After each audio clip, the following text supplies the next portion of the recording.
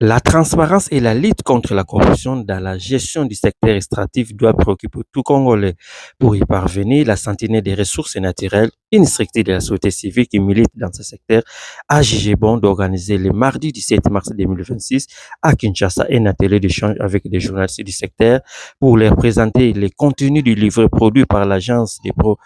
prévention et de la lutte contre la corruption et renforcer leur capacité de compréhension sur la question de la propriété effective.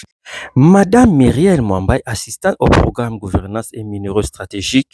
de la Sentinelle des ressources naturelles, a indiqué que la mise en œuvre de ces livrets vise entre autres à rencontrer des exigences de la norme ITIE 2023 qui encourage les pays mis en œuvre à son point 2.5 à tenir un registre accessible au public contenant l'identité des bénéficiaires effectifs des personnes morales qui demandent ou détiennent une participation dans une licence ou un contrat d'exploitation ou propriétaire pétrolière, gazière ou minière, les niveaux de participation et la modalité de participation ou de contrôle. Pour Jean-Pierre Okenda, directeur exécutif de la Sentinelle des ressources naturelles, la question de la propriété effective constitue un enjeu majeur de gouvernance publique parce qu'elle permet d'identifier les véritables propriétaires des entreprises opérant dans le secteur extractif et prévenir les risques de corruption, des conflits d'intérêts et d'évasion fiscale.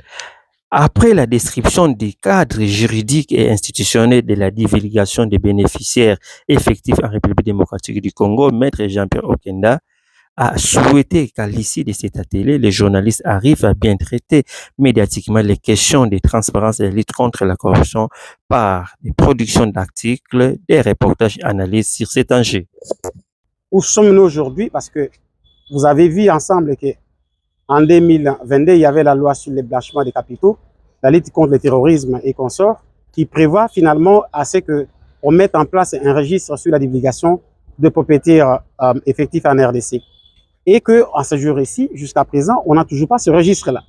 Donc, il était question de discuter avec vous aussi sur les enjeux et les défis rapport avec cette divulgation, c'est-à-dire que la mise en place de ce registre.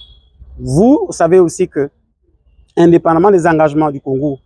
en vertu de lois qui sont adoptées, il y a aussi que la divulgation fait partie également quand même des exigences à rapport, je veux dire ça, de mesures de repère à rapport avec le programme avec l'FMI sur le renforcement de la transparence. Donc, c'est vraiment tout faire les contours avec vous pour me résumer d'un côté pourquoi c'est pertinent et de l'autre côté où sommes-nous, quels sont les défis, les contraintes et justement vous sensibiliser à faire en sorte que vous puissiez appuyer le plaidoyer qui va dans le sens de voir le gouvernement adopter